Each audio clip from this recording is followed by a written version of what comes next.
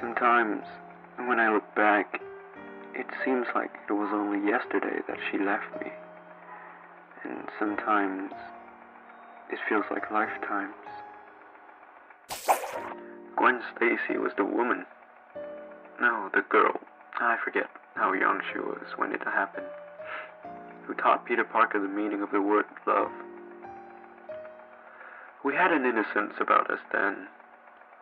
A wide-eyed, hopelessly naive optimism that cynics would mock. But not me. Not me. Am I just coloring the past? I wonder. Making it rosier than it really was? After all, we both had our share of tragedies. Gwen losing her mother and father. Me losing my parents and Uncle Ben. But if I choose to see us as wide-eyed innocents, still untouched by the horrors of the world, so what? They're my memories, after all.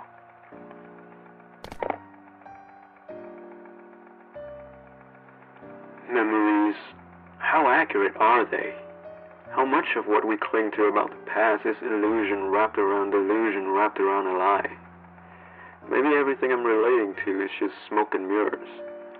The details completely wrong. Maybe all our lives have no more substance than a dream.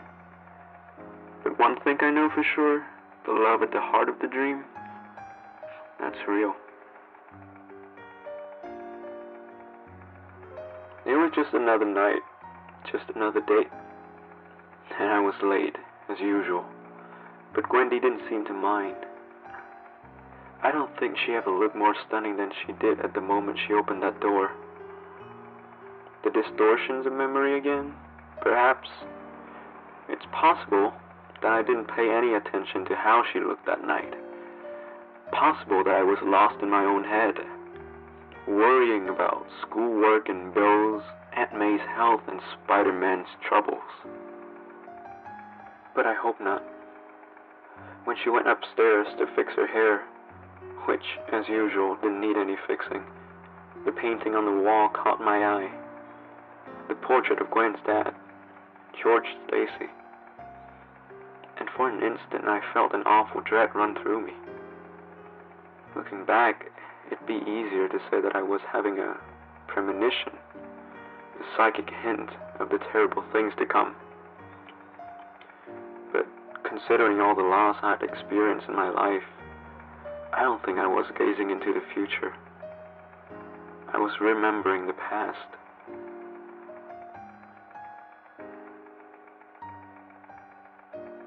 When Gwen came back into the room, when she saw the expression on my face, she didn't say anything.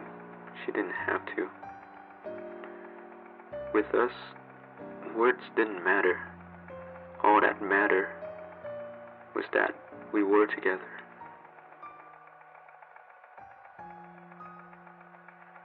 Funny, I have no recollection of what we saw that night. But if I think about it, I can still conjure up the smell of Gwen's perfume, the pressure of her hand in mine, the soft kisses she'd pepper me with at unexpected moments. Now there's a chance, and I have to admit, that she wasn't even wearing any perfume that night.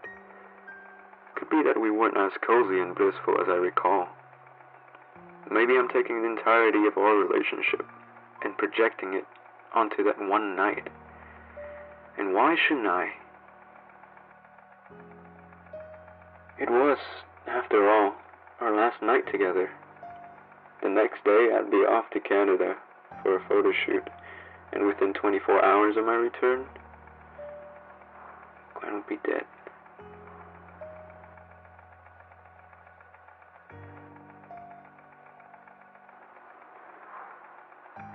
When we left the movie, she got this idea in her head that we should walk downtown in the rain. It'd be so romantic, she said. I thought it was a terrible idea. What's so romantic about getting soaked to the skin? I asked. Come on, I've got a few extra bucks that I pried out of Jameson, so let's take a cab. She was crushed. I realize that now. Let's be honest, I realized it then. That's not easy to admit, but it's the truth. How many moments in our lives go by like that? We'll do it tomorrow, we say. No, I don't feel like it. You go without me. Maybe some other time. But those tomorrows we take for granted don't always come.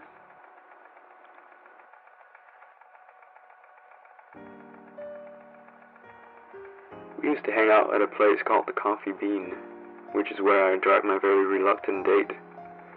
I thought a burger, a Coke, and the usual gang of idiots would boost her spirits. It usually did, no matter what was bothering her. Not that night.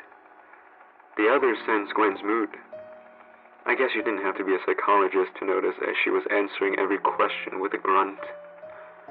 And to their turn of credit, everyone bent over backwards trying to cheer her up. Harry, as usual, tried a little too hard. Kidding with Gwen till she almost popped him one.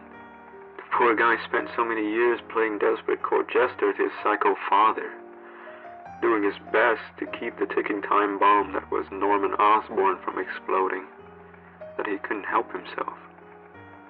Flash tried his usual approach, talking about himself unrelentingly, thinking Gwen would be dazzled by every word that came out of his eternally flapping mouth. Flash and I loathed each other in high school, but by college, we'd come to an uneasy peace, which meant that we could tolerate each other and at least pretend that we were friends. And then there was Mary Jane. For so many years she'd been the mystery girl in my life. Aunt May is determined to fix me up with her as I was to avoid that hideous fate. At least I thought it was hideous, till I laid eyes on her. But even after we met, she was still a mystery girl. It was almost impossible to get beneath that party girl facade. Maybe that's why I gravitated to Gwen. Mary Jane was too mercurial, too, indirect. With Gwen, there was nothing hidden. Looking back, I can see that with a little more effort, I could have found the truth, the depth and wisdom sheltered behind MJ's carefully constructed barricades. I just wasn't ready to go there yet, and neither was she. So the three of them carried on like the Forest Hills equivalent of the Three Stooges, all for Gwendolyn's benefit. But it wasn't working. That's when I got the big idea. I'd love to say that my motivation was selfless, but it wasn't. I knew that if I didn't get Gwen out of here and feed the romantic fire that was burning in her, I was going to have an absolutely wretched night. So I ushered her out the door, over the vociferous protest of Mo, Larry, and Curly, into another taxi, and up to Central Park. Okay, so a ride around the park in the horse-drawn carriage is a romantic cliché. But things become cliché because they're true. And I'll tell you this, whatever my motives for doing it, the instant we climb into the back of the cab, the instant I saw Gwen's face light up with such ineffable joy and love, the world around us just receded. And I found the entire universe in her eyes.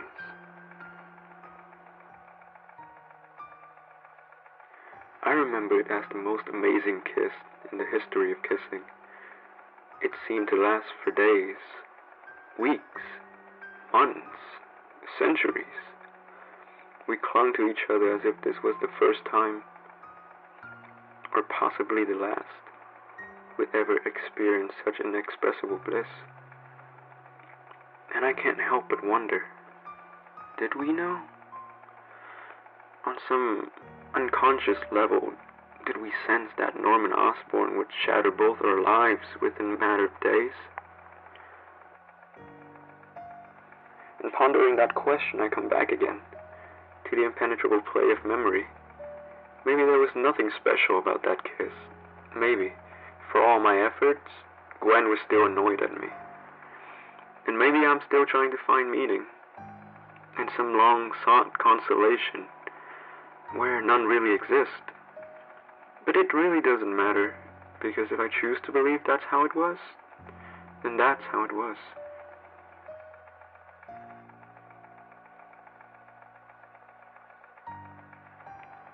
And that's how I'll always remember Gwen Stacy.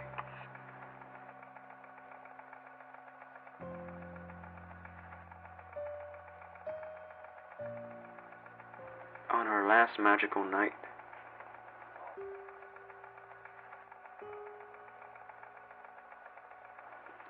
if nothing else, life, whether it's tragic or joyful, heartbreaking or absurd, is always surprising.